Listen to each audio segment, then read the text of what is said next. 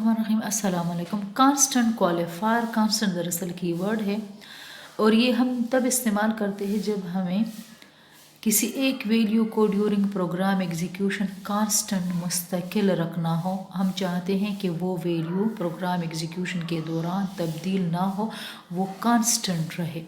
तो दो तरीक़ों से हम किसी वेरिएबल को कांस्टेंट डिक्लेयर कर लेते हैं। एक तो hash define pre processor directive है और एक कांस्टेंट कीवर्ड है। कांस्ट वो कीवर्ड है जिसको जब हम इस्तेमाल कर ले कि वेरिएबल डिक्लेरेशन में, तो उस वेरिएबल की वैल्यू कभी भी चेंज नहीं हो सकती, लेकिन अगर प्रोग्रामर ने उसमें चेंज करने की कोशिश की तो कंपाइलर एरर जनरेट करेगा।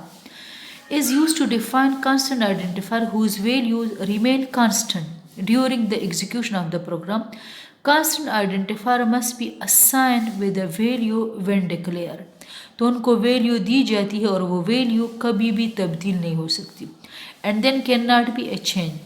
तो ये उसका फॉर एग्जांपल हम $rate 170 जो हमने कांस्टेंट अगर डिक्लेयर करना चाहें तो हम यहाँ पे कांस्टेंट डिक्लेयर कर लेंगे। अब $rate में अगर 170 + 2 हमने लिखा तो कंपाइलर एरर जनरेट करेगा। जिस तरह कांस्टेंट इन $rate = 170, फिर प्रोग्राम के दौरान हमने $rate = 167, तो अब कंपाइलर एरर जनरेट करेगा। क्यों करेगा? इसलिए कि हमने यहाँ पे कांस्टेंट कीवर्ड इस्तेमाल किया है। इसका मतलब है कि $rate हमेशा 170 प्रोग्राम के अंदर रहेगा। A compiler error message will be displayed by the compiler because the code at line 2 tries to change the value of variable $rate from 170 to 167, which is declared as constant. It is an alternative to hash define preprocessor directive. ये hash define preprocessor directive का मुतबादिल है।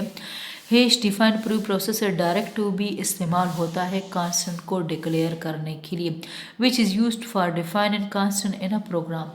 तो constant qualifier या constant keyword इस्तेमाल होता है जब भी हम किसी वैल्यू को प्रोग्राम एग्जीक्यूशन के दौरान कांस्टेंट रखना चाहे तो हम पहले कांस्टेंट लिखेंगे, उसके बाद डेटा टाइप। यहाँ पे इंटीजर भी हो सकता है, फ्लोट भी हो सकता है, कैरेक्टर भी हो सकता है और वेरिएबल नेम ABC कुछ भी हो सकता है और वैल्यू आप कुछ भी दे सकते हैं।